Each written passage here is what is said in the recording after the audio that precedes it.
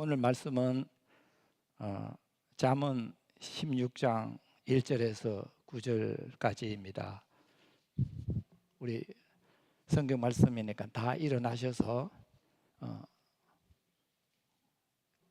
교독하시겠습니다. 잠언 16장 1절에서 9절입니다. 마음의 경영은 사람에게 있어도 말의 응답은 여호와께로부터 나오느니라. 사람의 행위가 자기 보기에는 모두 깨끗하여도 여호와는 심령을 감찰하시느니라. 너희 행사를 여호와께 맡기라. 그리하면 네가 경영하는 것이 이루어지리라. 여호와께서 온갖 것을 그 쓰임에 적당하게 지으셨나니 악인도 악한 날에 적당하게 하셨느니라. 무릇 마음이 교만한 자를 여호와께서 미워하시나니 피차 손을 잡을지라도 벌을 면치 못하리라. 인자와 진리로 인하여 제약이 속하게 되고 여호와를 경외함으로 말미암아 악에서 떠나게 되느니라. 사람의 행위가 여호와를 기쁘시게 하면 그 사람의 원수라도 그와 더불어 화목하게 하시느니라. 적은 소득이 공의를 겸하면 많은 소득이 불의를 겸한 것보다 나으리라. 다 같이 읽겠습니다. 사람이 마음으로 자기 길을 계획할지라도 그의 걸음을 인도하시는 이는 여호와이시니라. 앉으시기 바랍니다.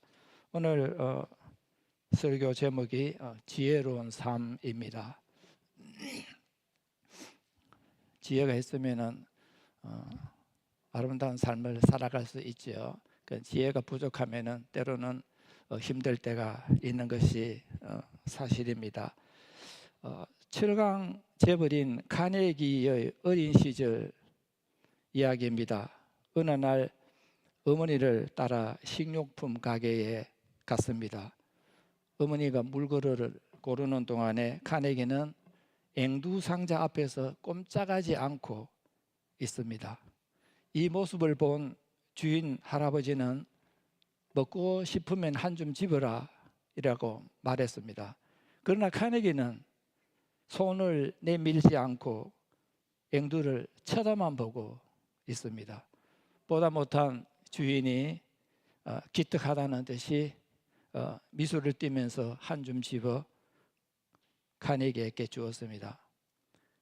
가게 문을 났을 때 어머니가 카네기에게 왜 처음에 안 집었니? 라고 물었습니다. 그러자 어린 카네기는 이렇게 대답했습니다. 할아버지 손이 내 손보다 훨씬 크잖아요. 훨씬 크잖아요. 참 이 간단한 예화 중에서 우리가 카네기가 그렇게 철강재벌, 철강하면 카네기 하면 철강, 그런 훌륭한 사람이 되었는가를 어릴 때 그 모습을 보면 볼 수가 있어요. 왜냐하면 카네기 그 어린 나이에 사람의 마음을 읽는 지혜가 있어요. 어린 나이지만은 그 할아버지, 나이 많은 할아버지의 그 마음을 읽는 지혜가 있어요. 그 다음에 카네기는 기다릴 줄 아는 지혜도 있어요.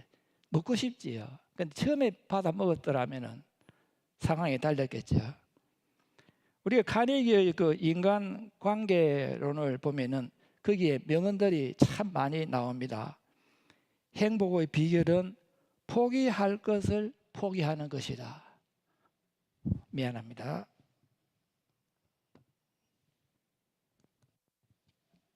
네, 감사합니다.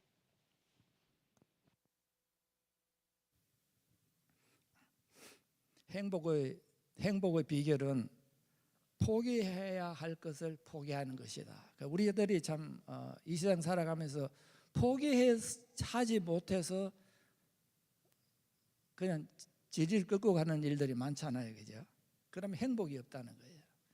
그다음에 모든 것을 알면은 모든 것이 용서된다. 왜 우리가 인생을 살아가면서 가장 많이 갈등이 일어나는 곳이 뭐냐면은 사람과 사람 사이예요. 부부 사이에서부터 시작해서, 그죠? 부부 사이. 사람과 사람 사이에서 항상 갈등이 많이 일어나는데, 그러나 때로는 용서 안 될 때도 있어요. 그러나 알면은, 모든 것을 알면은 모든 것이 용서된다. 우리가 잠언을 오늘 공부하니까 잠언을 읽으시면서 만약에 시간이 있었으면은 카네기의 인간관계론 한번 읽어보시기를 바랍니다. 지혜라고 말하면 성경에서 누가 가장 지혜가 많을까 이렇게 생각하면 솔로몬 왕을 우리가 생각하게 됩니다.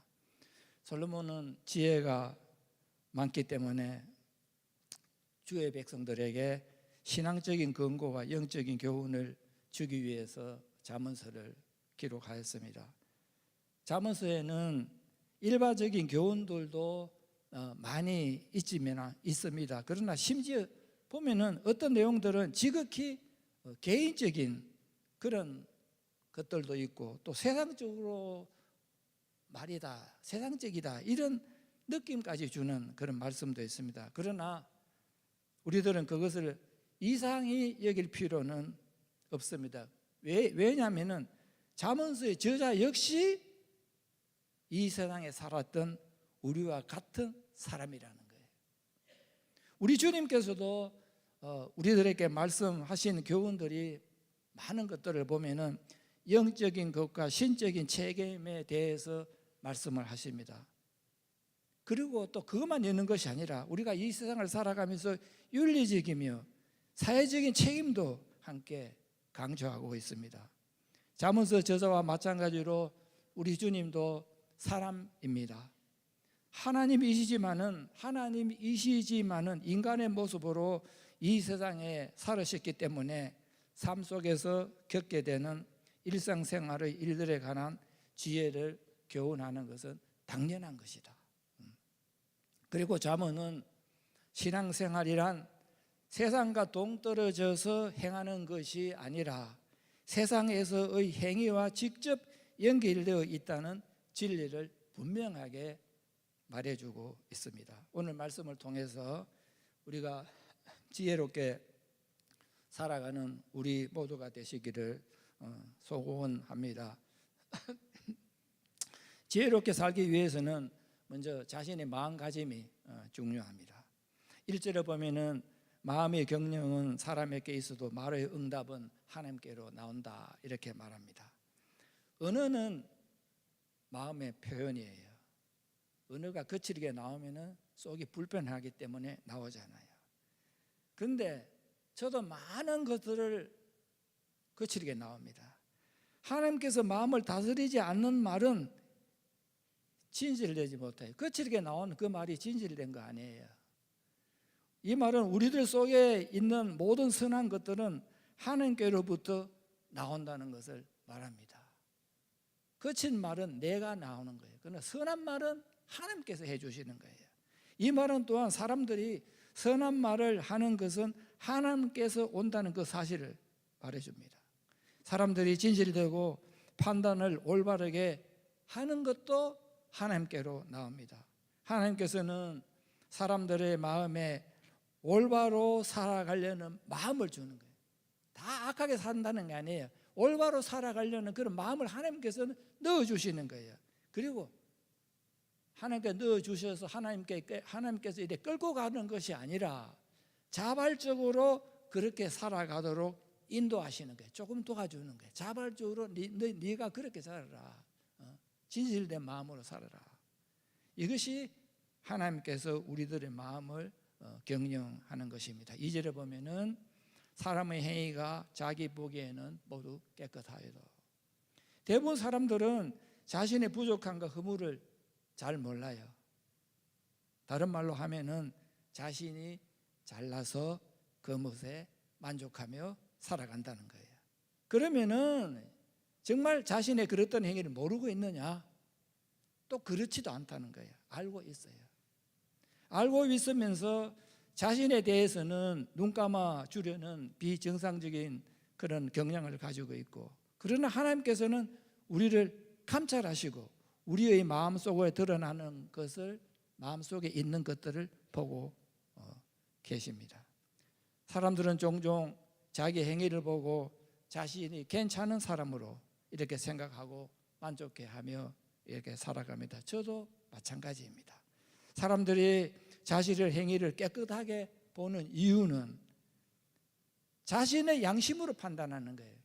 보편적인 양심으로 판단하는 것이 아니라 자신의 양심으로 판단하면서 다른 기준을 가지고 판단을 합니다. 자신을 평가하는 판단 기준과 다른 사람을 판단하는 판단 기준이 다르다는 것입니다. 자신이 행한 그릇된 행위에 대해서는 자세히 살펴보지도 않고 그냥 슬쩍 이렇게 넘어가 버립니다. 그러나 다른 사람의 행위에 대해서는 잘 살펴봅니다. 그러나 여호와 하나님께서는 심령을 감찰하십니다. 하나님께서는 우리들의 행위를 평가하실 때 하나님께서는 내가 한 행동 그것을 평가하실 때 행위 너 왜 화냈어? 행위 그 자체보다는 행위를 일으킨 동기를 염두에 두시고 동기를 만들어낸 심령을 살펴보시는 것입니다.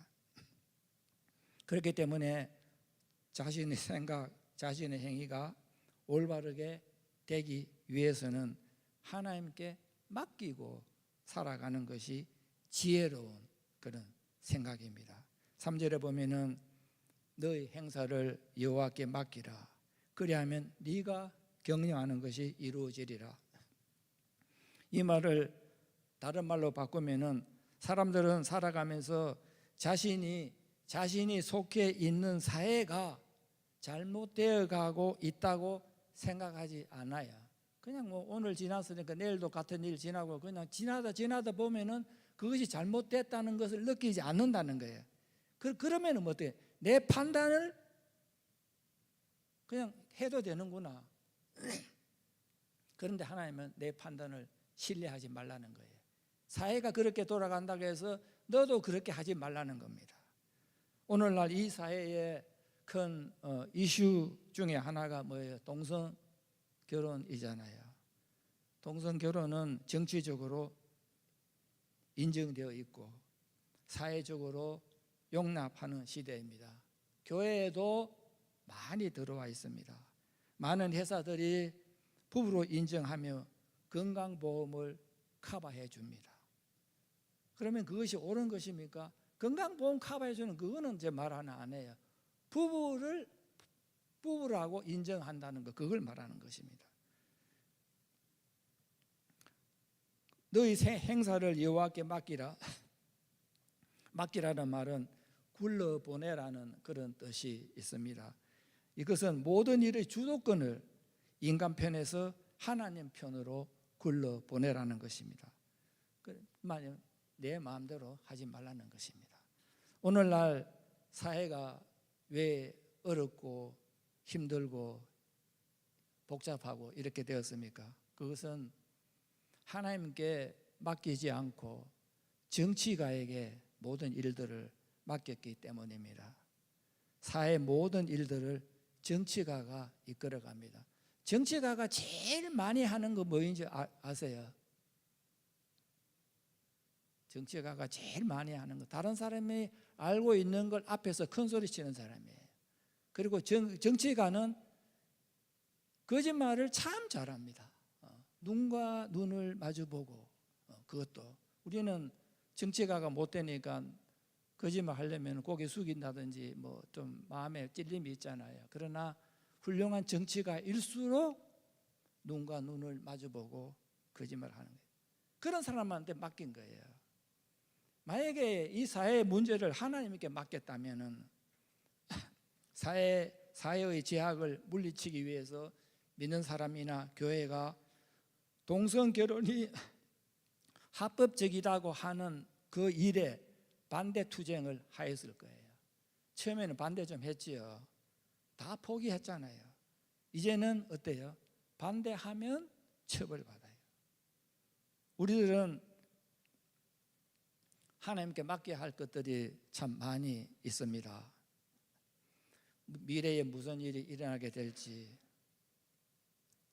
하나님께 맡게 해요.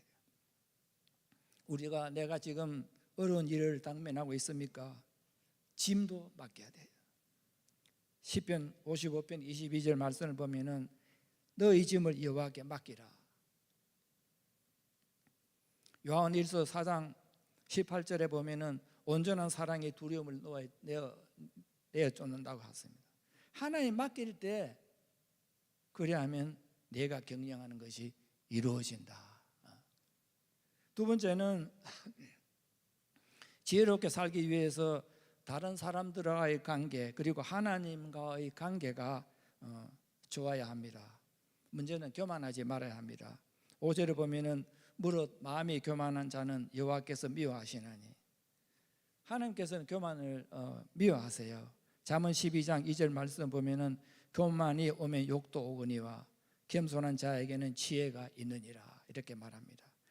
이 잠언을 기록한 솔로몬 자신도 그의 삶에서 가장 강하게 유혹하고 있는 것이 있는데 그것이 뭐냐면은 교만이에요.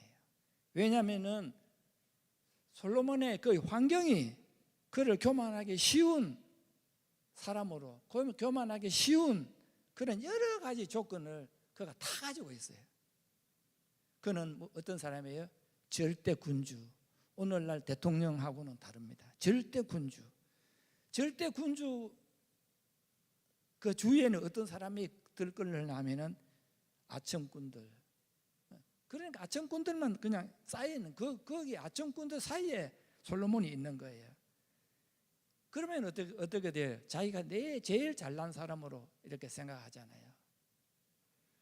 그리고 모든 것을 자신의 마음대로 할 수 있는 환경에 처해 있어요. 왕이기 때문에, 절대군주이기 때문에 모든 것을 내 마음대로 할 수 있어요. 그는 왕으로서 뿐만 아니라 나라는 번영하였고 자신의 지혜와 지식은 어뜸이었고 자신의 재산도 엄청나게 많았습니다. 이 정도가 되면은 교만하지 않을 사람 세상에 있겠어요? 자기가 오늘 잠언에 교만한 자는 여호와께서 미워한다고 이렇게 썼지만은, 그러나 그도 세월이 지나고 나서 교만이 쌓이고 그랬는데 결국 솔로몬의 교만 때문에 나라는 남유다와 북이스라엘로 나누게 됩니다.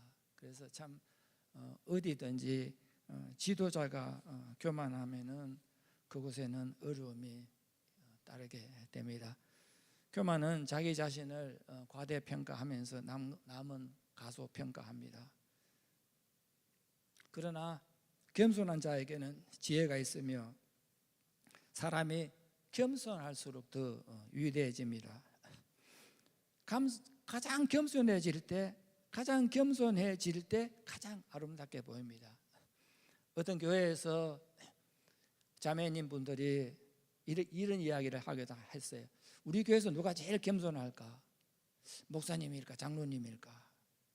이렇게 하다가 그러면 한번 투표 한번 해보자. 그래서 누가 제일 겸손한가 투표를 했습니다. 투표한 결과 교회 담임 목사님이 제일 겸손하다는 표가 제일 많이 나왔어요. 그래서 교인이 너무 기쁜 거예요. 너무 기뻐서 여전도에서 아름다운 넥타이를 목사님한테 선물했습니다. 그런데 그 다음 주일날 목사님이 강대상에 섰는데 넥타이를 보니까 여전도에서 선물한 그 넥타이를 메고 계시는 거예요. 이 세상에서는 겸손한 사람이 실제는 없어요. 왜 없느냐? 겸손은 교만한 사람이 없어요. 교만은 우리의 그 손톱하고 같아요. 여러분 손톱 자라는 거 볼 수 있어요. 한 2주 3주 지나면 많이 자랐네, 깎아야지. 그러나 매일매일 손톱이 어느 만큼 자랐는지 볼 수는 없습니다. 교만이 바로 이래요. 내 자신이 교만되어 가고 있다는 걸 나는 몰라요. 저도 몰라요. 그러나 지나고 나면은 좀 손톱이 자랐잖아요. 그때 한번 보세요. 손톱이 자랐어요. 그러면 내 자신 생각하세요. 아, 내가 교만이 많이 자라 있구나. 손톱을 깎을 때 겸손도 교만도 깎아내야 됩니다. 제가 당뇨가 있어서 당뇨 체크를 매일 이렇게 합니다. 근데 의사 이야기가 당뇨 체크 그거 매일 해봤자 아무 소용이 없다.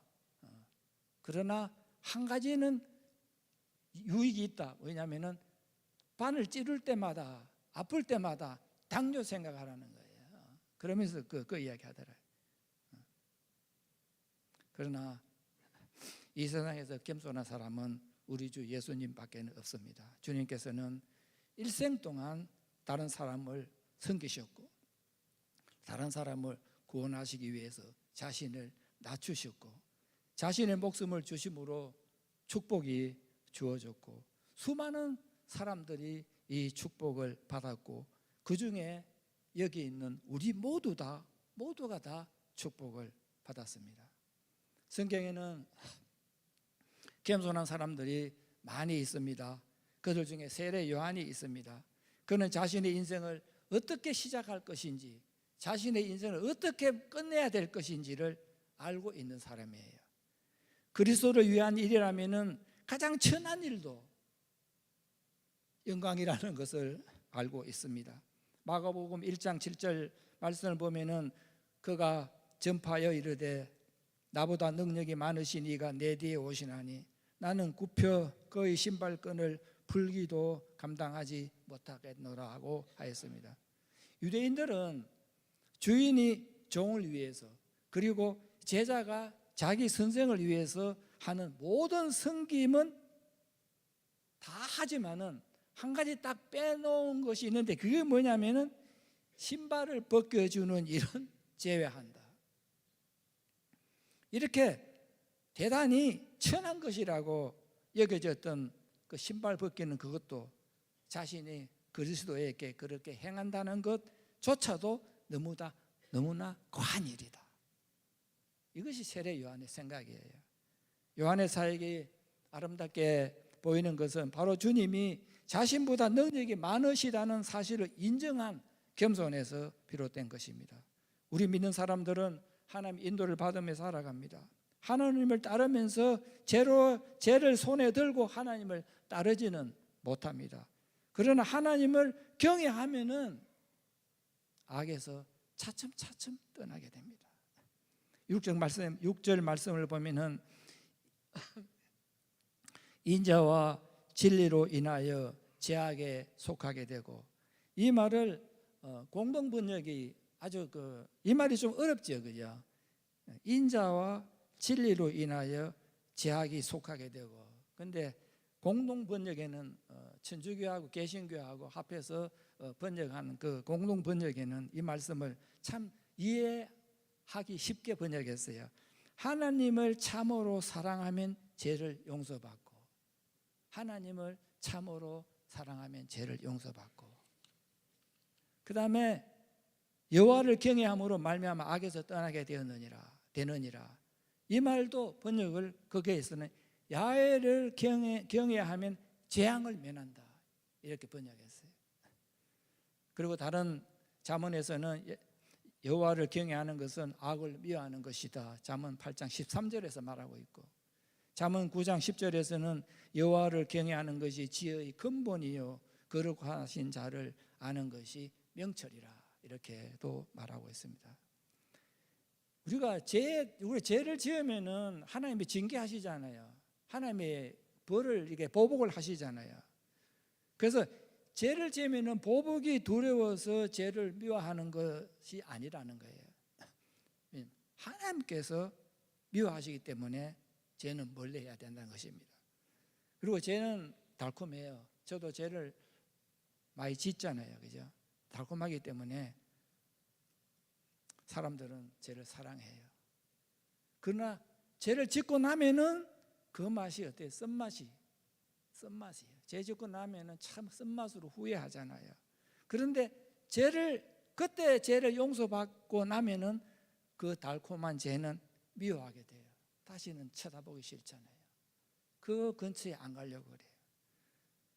그리고 여호와를 경외하면은 오래 살게 됩니다. 신앙생활 열심히 하면은 오래 삽니다. 잠언 10장 27절 보면은 여호와를 경외하면 장수하느니라. 그러나 악인의 수명은 짧아지느니라. 이 말은 선한 사람과 악한 사람을 비교해 보면은 여호와를 경외하는 사람이 오래 살게 된다는 것을 말합니다.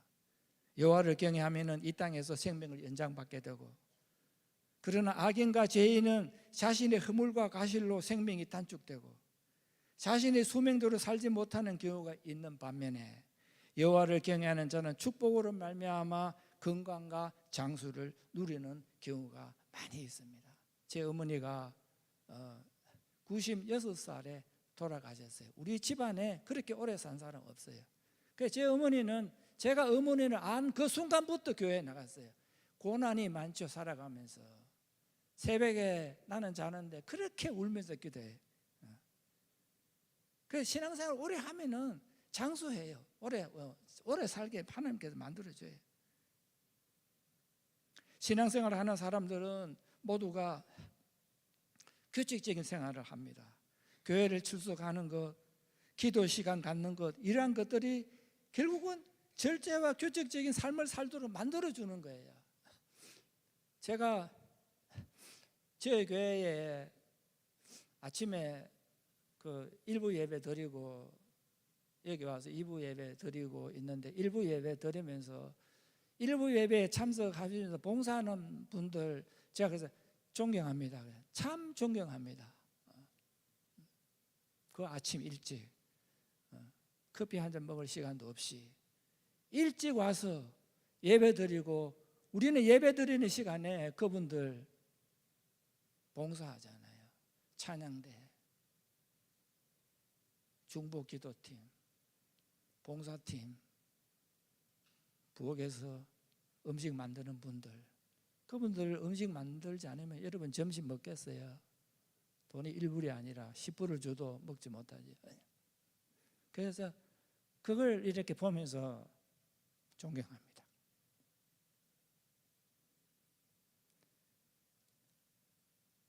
이런 것들이 육체의 건강을 위해서 약보다 훨씬 좋은 마음의 평안과 행복을 가져다 줘요. 하나님을 경외하면은 모든 것이 잘 풀린 것 같죠. 그렇지 않다는 거예요. 그러나 그것이 고난이 유익하다, 그렇게 생각하는 거예요. 시편 119편 71절 말씀을 보면 고난 당하는 것이 내게 유익이라. 왜 유익이에요? 배우는 것이 있기 때문에. 하나님의 말씀을 배우는 거예요. 고난이 없으면은 하나님의 말씀을 배우기가 어려워요. 고난이 있으면은 배우는 거예요. 그래서 그 때문에 참된 하나님의 자녀는 고난을 재앙이다 이렇게 말하지 않습니다. 살아가면서 시험이 있고 고통이 있지만은 이때 하나님의 인도를 기다려요. 시험, 고통 좋아하는 사람이 있어요? 아무도 없어요. 그러나 그때 하나님의 인도를 바라는 거예요. 하나님을 바라보게 되고 하나님이 함께 하심을 체험하게 되는 것입니다. 우리가 학교 다닐 때 여러 가지 과목을 공부하잖아요. 고통도 고난도 하나님의 인도를 따르는 데 필요한 하나의 과목이에요. 그렇기 때문에 고난도 인내로 잘 견뎌내면은 결국에 가서는 유익하다. 결국에 가서는 하나님께서 사랑하는 사람일수록 고난이라는 그 과목에서는 높은 점수를 받습니다. A를 받습니다. 어떤 사람은 1년 내에 가도 어려운 일 한 번도 없어요. 어떤 사람은 매달 어려운 일 찾아와요. 하나님이 누구를 사랑하시는 것 같아요? 1년 내에 가도 어려운 일 한 번 없는 그 사람 사랑하시는 것 같아요? 아니, 하나님은 매달 고난 받는 그 사람을 사랑 그 사람. 왜? 하나님을 더 찾으니까. 하나님 찾는 사람 사랑하지 하나님 안 찾는 사람 사랑할 수 있겠어요? 우리들이 살아가면서 여호와를 경외하면은 악에서 떠납니다. 그런데 살다 보면은 사람과 사람 사이에 문제도 많이 있어요. 사람들 관계가 원만해야 되는데 그렇지 않다는 거예요. 그러나 다른 사람들과 화목하게 지내야 합니다. 7절에 보면은 사람의 행위가 여호와를 기쁘시게 하면 그 사람의 원수라도 그와 더불어 화목하게 하느니라. 하나님은 본질적으로 선하시고 의로우시기 때문에 하나님을 기쁘게 하는 그 사람의 행위에 대해서는 반드시 은혜와 축복으로 베풀어 주십니다. 예레미야 9장 24절 말씀을 보면은 자랑하는 자는 이것으로 자랑할지니 곧 명철하여 나를 아는 것과 나 여호와는 사랑과 정의와 공의를 땅에 행하는 자인 줄 깨닫는 것이라. 나는 이 일을 기뻐하노라. 여호와의 말씀이니라. 자신의 삶이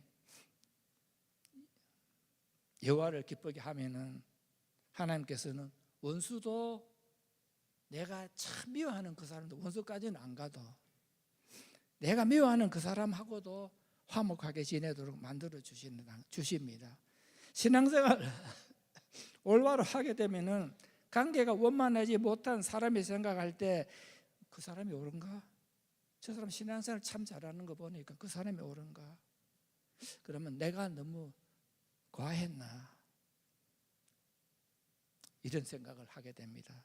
이때 하나님께서는 그의 마음을 감동시켜 화목하게 만들어 주십니다. 성경에 보면은 피를 나눈 육신의 형제인데 원수처럼 된 형제가 있어요. 형제가 에서와 야곱입니다. 야곱은 자신의 욕심을 채우기 위해서 형을 쏘이고 아버지를 속이고 그래 고향에서 살 수 없어서 외삼촌 댁으로 피신 갔습니다. 창세기 28장에 나오는데 수십 년이 지나서 외삼촌 댁에서도 살 수 없게 됐어요. 왜? 욕심 때문에. 타향에서 살지 못하면은 고향을 찾게 됩니다. 그런데 고향에는 누가 있어요? 원수가 된 형이 기다리고 있어요. 창세기 33장 2절을 보면은 야곱이 형 에서를 만나는 그런 장면들이 이래 나옵니다. 여종들과 그의 자식들은 앞에 두고 레아와 그의 자식들은 다음에 두고 라헬과 요셉은 뒤에 두고 3절에 자기는 그들 앞에서 나아가되 질서 있고 예의를 갖춘 행렬이에요. 몸을 7번 굽히며 야곱의 태도에는 속이는 자 사기꾼 같은 모습이 없어졌고 몸을 7번 굽혀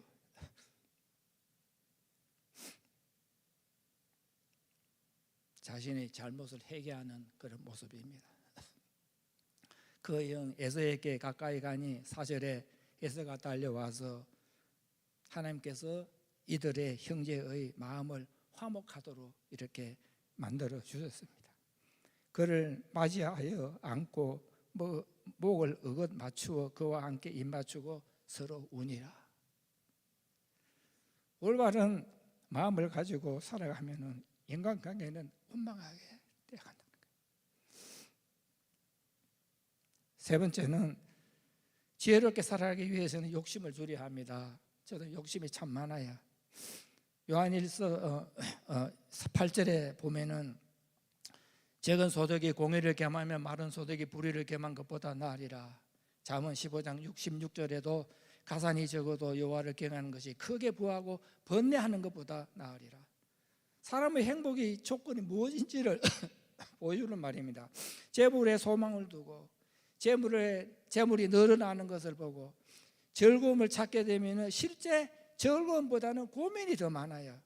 더 많이 애써야 되고 부유한 다음에는 그 부를 지키기 위해서 더 크게 고민해야 돼요. 다른 사람의 부러워할 만큼 많은 재물을 가지고 있는데도 즐거움보다는 고민과 근심이 가득한 삶을 살아가게 되어 있습니다. 그런데 욕심이 채워지면은 도리어 그 욕망이 때로는 가장 무서운 덫이 되어 헤어날 수 없게 만듭니다. 시편 24편, 시편 20편 4절을 보면은 내 마음이 원하는 대로 허락하시고 내 모든 계획을 이루어 주기를 원하노라. 참 좋은 말씀이죠. 이 말씀 놓고 이렇게 절거하는 분 있었는지는 모르지만 이 말만 딱 놓고 보면 좋지요. 내 마음, 너희 마음의 소원대로 하나님께서 허락하시고 너희 모든 계획을 이루어 주시기를 원하노라. 이런 기도 받으면 얼마나 좋겠어요. 다 좋지요. 이렇게 이 말씀대로 이루어지면 좋겠지만 때로는 그렇지 않다는 거예요. 지나치게 전심을 기울여서 탐욕이나 욕망을 추구할 때 그것은 죄가 될 수 있고, 지나치게 많이 소유하고자 하는 것, 지나치게 많이 원하는 그것도 죄가 될 수 있습니다. 삶을 어렵게 만들어요. 삶에 꼬이게 돼요.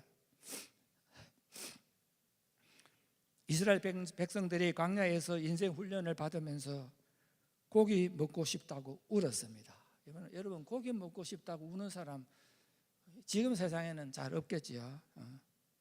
민수기 11장 4절 말씀을 보면은 그들 중에 섞여 사는 다른 인종이 탐욕을 품으며 이스라엘 자손도 다시 울며 이르되 누가 우리에게 고기를 먹여 주어 먹게 하랴.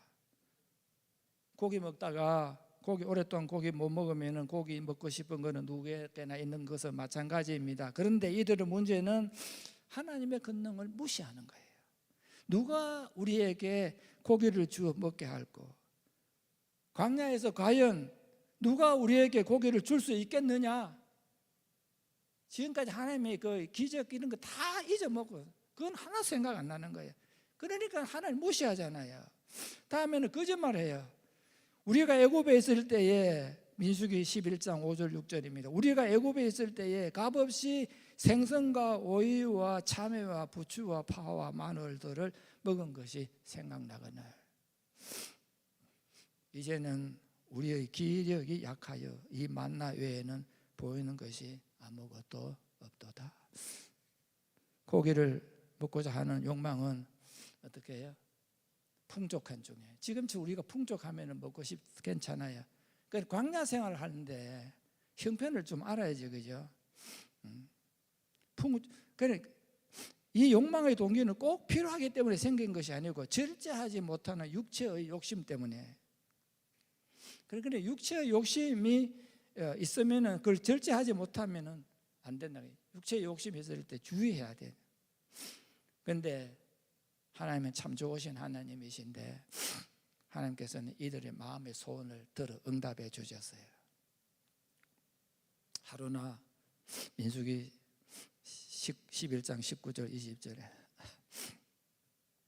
하루나 이틀이나 닷새나 열흘이나 20날만 먹을 뿐만 아니라 냄새도 싫어하기까지 한 달 동안 먹게 하시니 이는 너희가 너희 중에 계시는 여호와를 멸시하고 그 앞에서 울며 이르기를 우리가 어찌하여 애굽에서 나왔던가 함이라.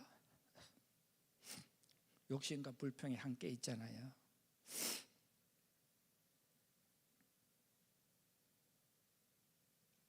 그 앞에서 울며 이르기를 우리가 애굽에 나왔던가 함이라. 하나님께서는 메추라기를 보내주시는 기적을 행하셨습니다.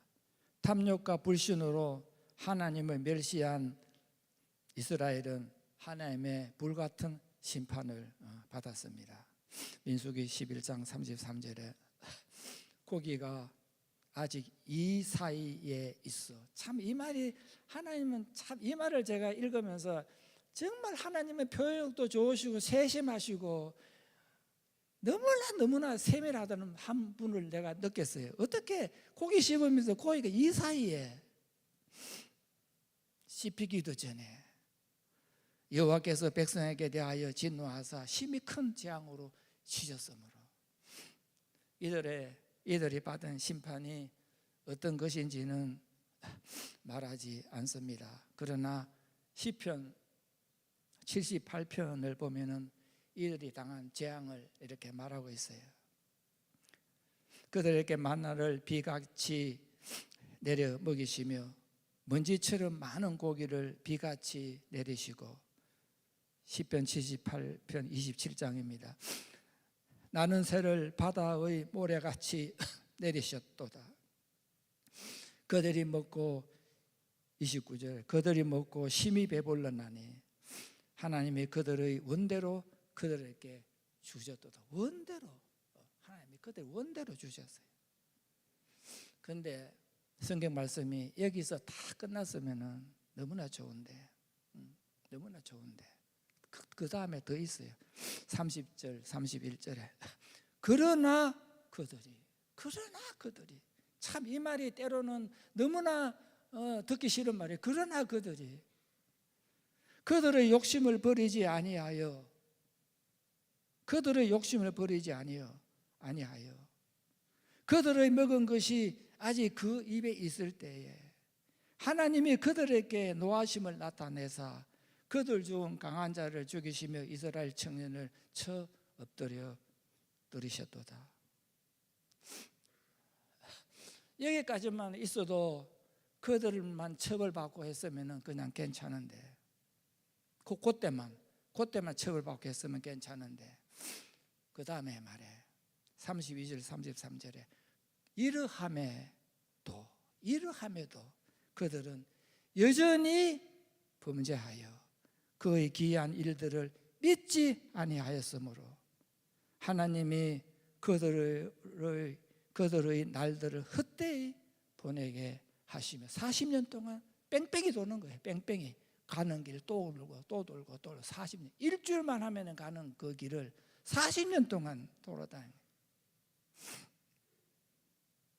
그들의 횟수를 두려움으로 보내게 하시며 40년 동안 두려움이 뭐예요?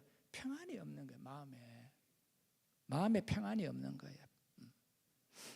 40년 동안 하셨도다. 그래서 참 욕심 줄여야 돼요. 욕심이 있으면은 평안이 없어요.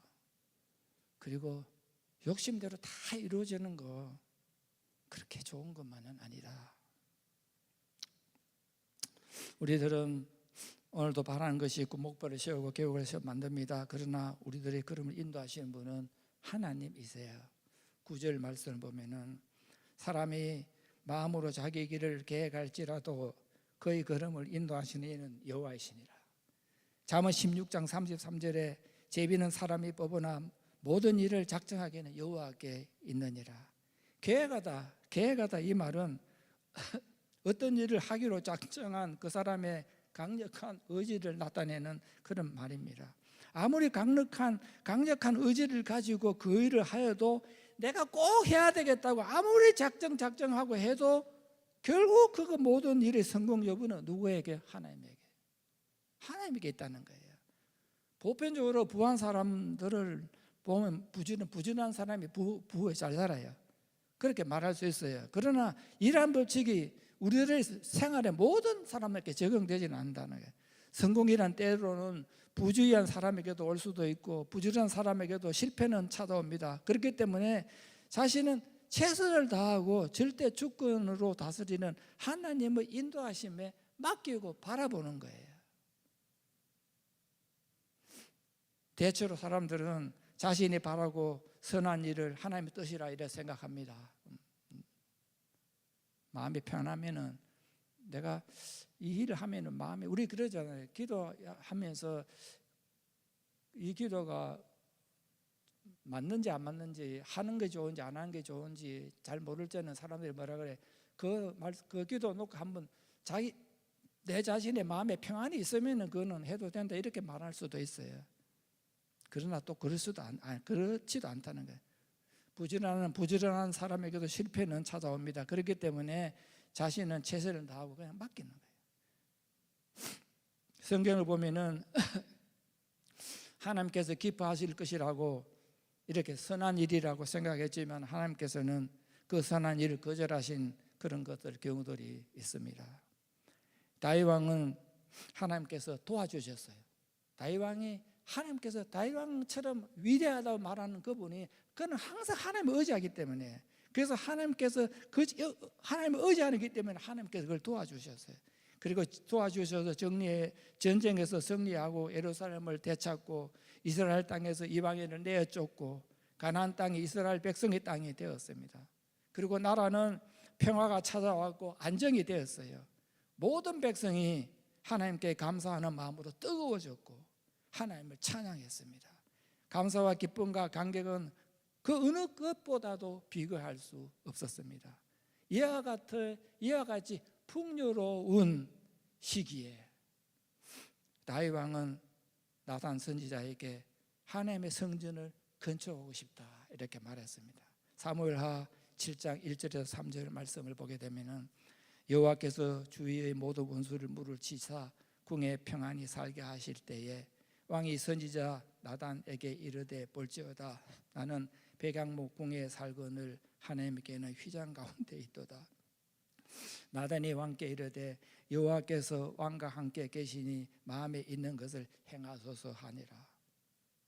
다윗과 나단 선지자는 인간적으로 영적으로 매우 친근한 그런 사이입니다. 그렇기 때문에 다윗이 하나님의 성전을 짓고 싶다고 이렇게 생각을 이야기하자마자 나단 선지자는 즉시 다윗 왕의 생각이 옳은 것이라고 성낙을 했어요. 그런데 나단 선지자가 집에 가서 가만히 생각해 보니까 하나님께 여쭤보지 않아하고 자기가 허락한 거예요. 그것을 알았어요. 원래 나단 선지자는 모든 일을 무슨 일이든지 하나님께 물어보는 사람이에요. 하나님 뜻대로 살아가는 사람이에요. 그런데 성전 건축 좋은 일이잖아요. 그렇기 때문에 우리가 생각해도 맞아요. 좋은 일이기 때문에. 그런데 성전 건축은 하나님께서 기뻐하시고 선한 일이기 때문에 자신의 생각의 하나님의 뜻이라 이렇게 생각했습니다. 사무엘하 7장 4절 5절 말씀을 보면은 그날 그 밤에 여호와의 말씀이 나단에게 임하여 이르시되 가서 내 종 다윗에게 말하기를 여호와께서 이같이 말씀하시되 네가 나를 위하여 내가 살 집을 건축하겠느냐. 사무엘하 7장 12절과 13절을 보면은 너의 수완이 차서 네가 조상과 함께 누울 죽고 나서 그때에 내가 너의 몸에서 내 씨를 내 위에 세워 그의 나라를 견고케 하리니 그는 내 이름을 위하여 집을 건축할 것이요 나는 그의 나라 왕위를 영원히 견고케 하리라. 나단과 다윗의 생각이 하나님 계획과는 달랐습니다.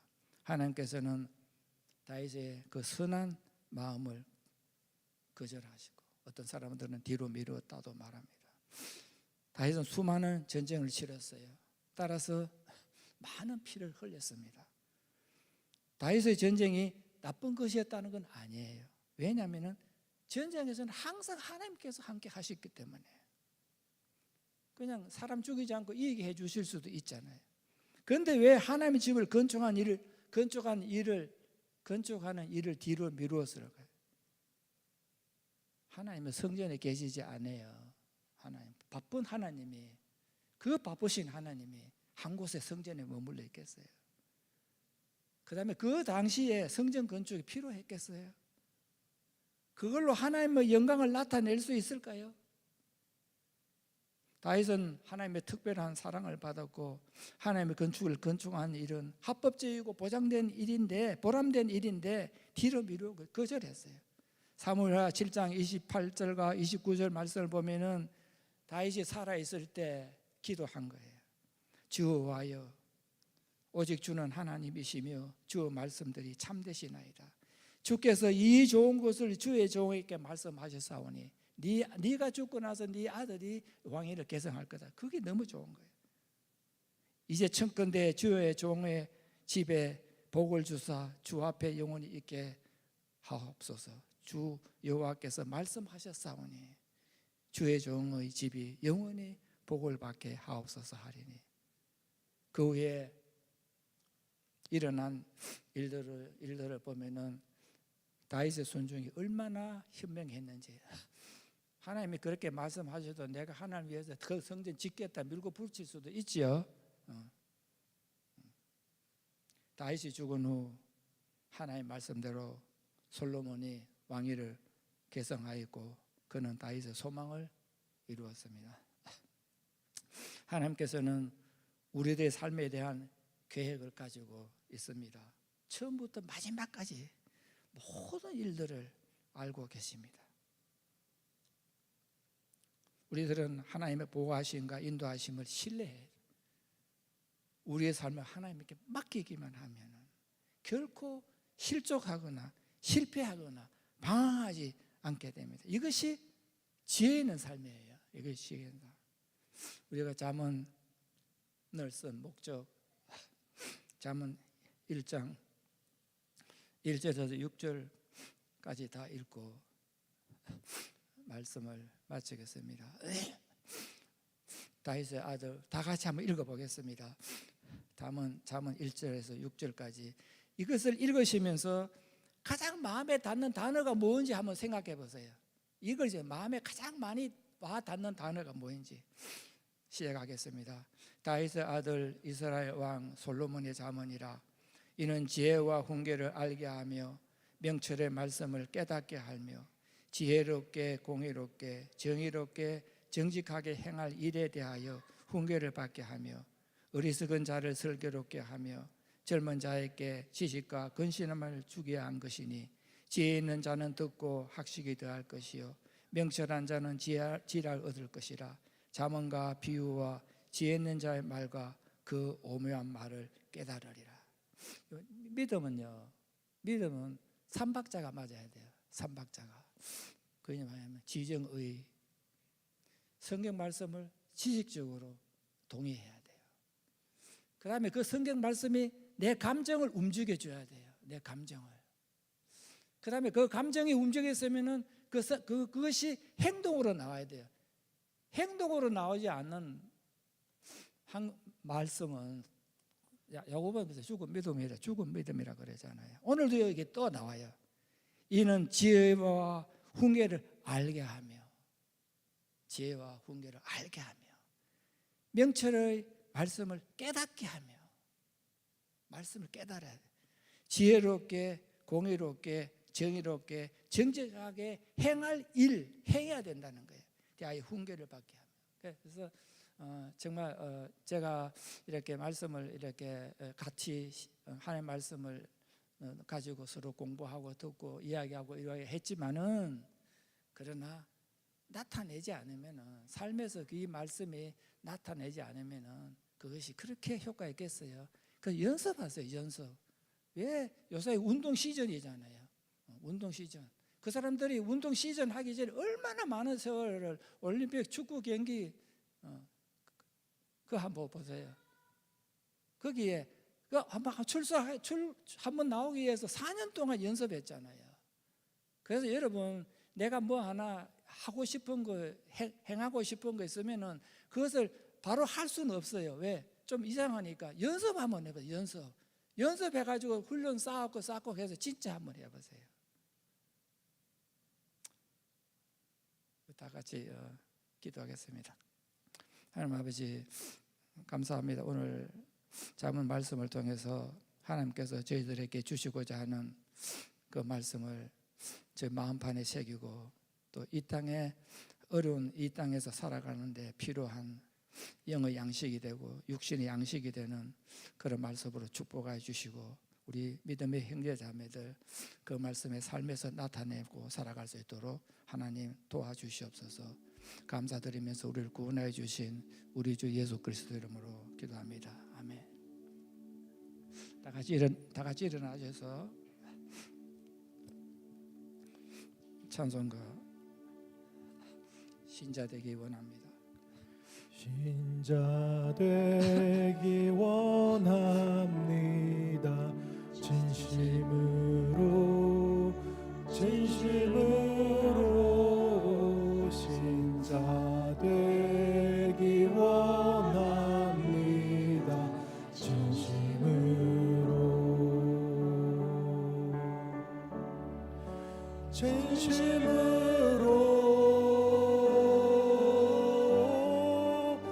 진심으로 신자 되기 원합니다.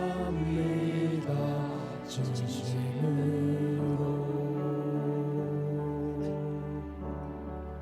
사랑하기 원합니다.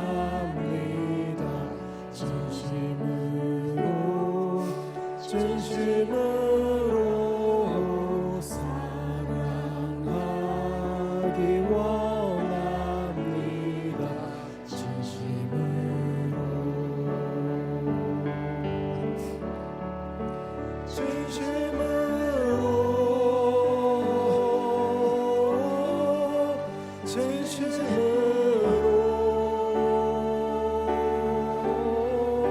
사랑하기 원합니다. 진심으로 예수 닮기 원합니다.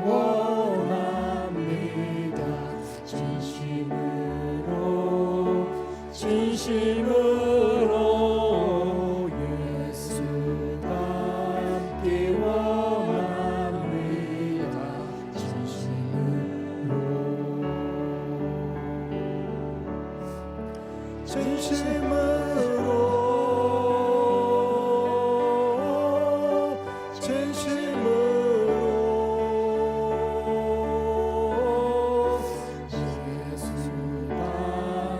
원합니다.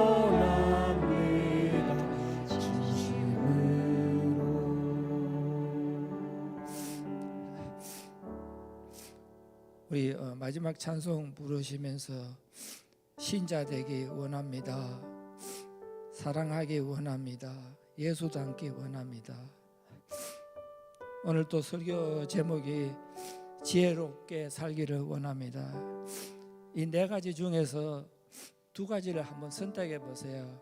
선택하시고 이 두 가지를 놓고 우리가 기도하시겠습니다. 신자 되기 원합니다. 사랑하기 원합니다. 예수 닮기 원합니다. 지혜롭게 살기 원합니다. 이 중에서 두 가지만 택해서 기도하시겠습니다. 하나님 아버지, 저희들 지혜롭게 살아가기를 원합니다. 하나님 아버지, 저희들 마음들을 다스려 주시옵시고 저희들 살아가면서 진실되고 올바르게 살아갈 수 있도록, 그리고 저희들 판단을 올바르게 할 수 있도록 주께서 늘 돌봐 주옵시고 함께해 주시옵소서. 모든 것들을 하나님께 맡기고 살아가도록 주 성령께서 도와주시옵소서.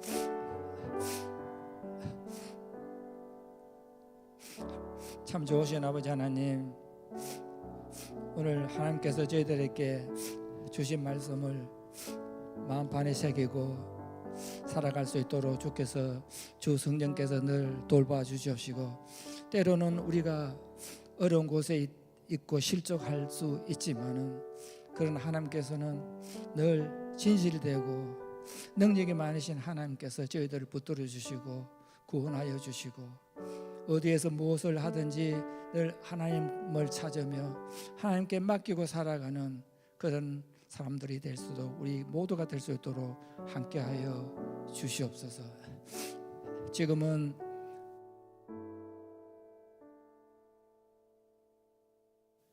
그리스도 예수님의 은혜와 죄인들을 위하여 이 땅에 독생자를 보내주신 하나님 아버지의 그 크신 사랑과 성령님의 교통하심이 지혜롭게 살기를 다짐하는 하나님 아버지의 자녀들의 삶 위에, 버지니아 펠로십 교회 위에 지금부터 영원까지 함께 하옵시기를 그리스도 예수님의 이름으로 축복하옵나이다.